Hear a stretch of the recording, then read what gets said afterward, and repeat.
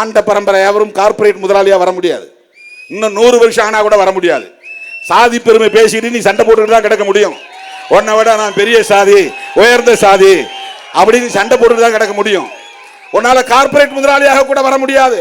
அதானி மாதிரி அம்பானி மாதிரி வர முடியாது.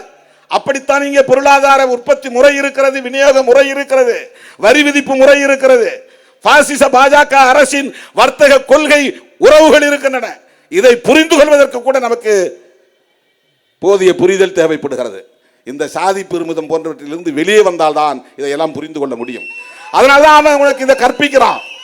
ஜெய் ஸ்ரீராம் சொல்லுங்கிறான், கையில உங்களுக்கு காவி கொடியை கொடுக்கிறான், சண்டை போடுங்கிறான், ஆண்ட பரம்பரை இழிந்த பரம்பரை சண்டை போடுங்கிறான், தூண்டி விடுறான்.